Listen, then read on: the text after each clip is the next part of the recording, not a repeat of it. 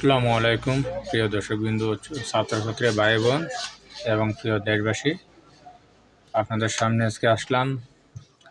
আমি বেশি কিছু না, কারণ আমার মনের মাঝে এগুলা গুড় ফাঁকাইতেছে কথা বলার জন্য, তাই আমি আজকে সামনে আসলাম। আমি কিন্তু এমনি তোকে এসবগুলো নিয়ে বলতে চাই না।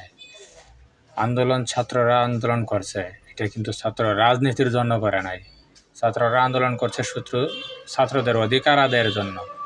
কারণ বিগত ৫৪ বছর, ৫০, ৫৪, ৫২ বছরের ভিতরে ছাত্ররা মেধার কোনো দাম নাই। মেধার স্বীকৃতি দিতে গিয়া, কারণ অনেক মেধাওয়ালা, অনেক বিশেষ ক্যাডার, অনেক ইঞ্জিনিয়ার, ডাক্তার দেশের মধ্যে অ্যাভেলেবেল আছে, কিন্তু ওরা যোগ্যতা অনুসারে চাকরি পাচ্ছে না, যোগ্যতা অনুসারে ওরা জব করতে পারছে না, দেশের মধ্যে বেকার।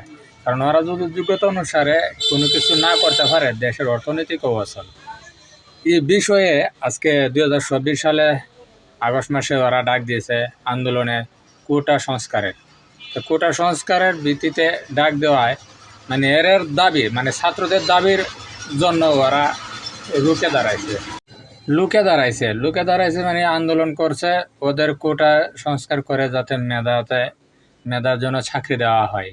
আর বাংলাদেশে চাকরি নিতে গেলে ঘুষ লাগতো, কারণ এটা সবাই জানে বাংলাদেশে ঘুষ ছাড়া চাকরি হয় না। কোটা আন্দোলন করতে গিয়ে সেরা এখানে রাজনীতিকে জড়ায় সেরা দেশ নাকি আবার দ্বিতীয়বার স্বাধীন হয়েছে। আলহামদুলিল্লাহ, স্বাধীনতা অর্জনের চাইতে স্বাধীনতা রক্ষা করা কঠিন, এটা আমি আগেও বলছি, এখনও বলি।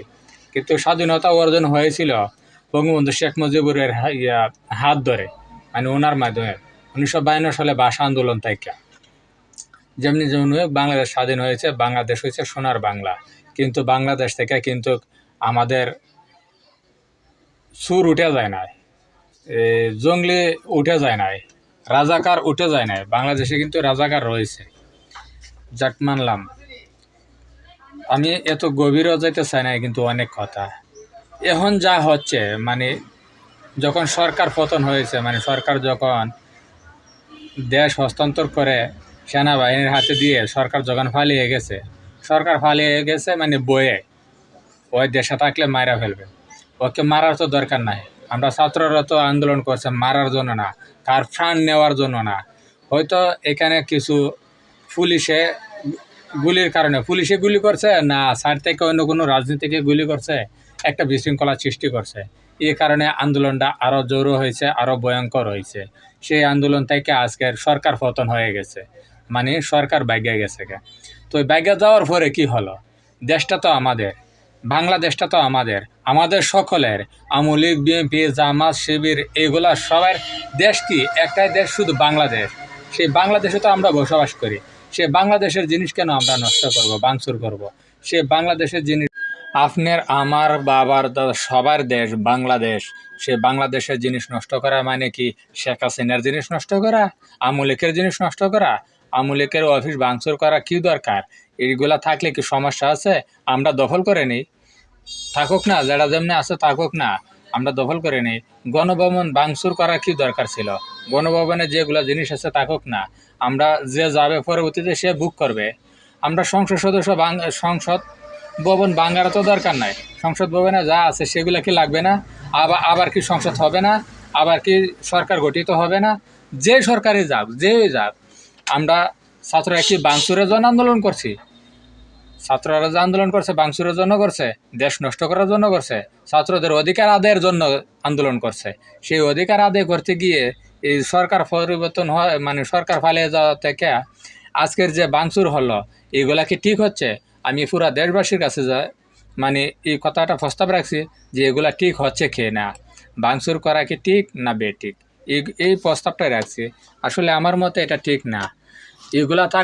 এগুলো তো আমাদের সম্পদ, বাংলাদেশের সম্পদ। এগুলো নষ্ট করার মানে কি? এই যে আবার শুনছি যে মন্দির পুরানো হচ্ছে, তারপর হিন্দুদের উপরে আক্রমণ করা হচ্ছে।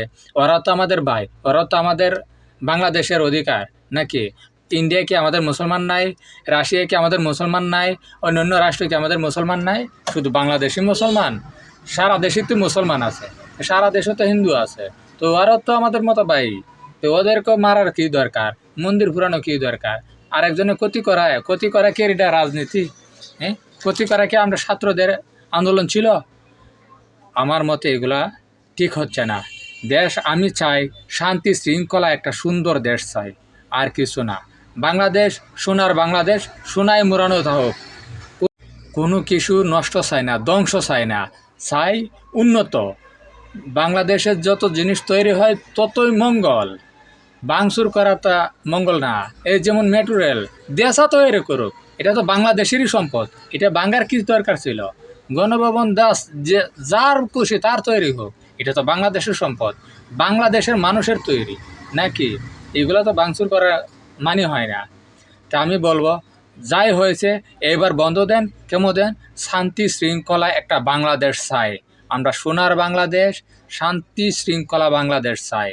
মানুষের কোনো ভেদাভেদ থাকবে না, হিংসা বিদ্বেষ থাকবে না, এরকম একটা বাংলাদেশ চাই। সবাই ভিডিওটা শেয়ার করে দিবেন, সবার মাধ্যমে জানিয়ে দিবেন সবাইকে। সবাই ভালো থাকেন, সুস্থ থাকেন, এই কামনাই করছি। আসসালামু আলাইকুম, আল্লাহ হাফিজ।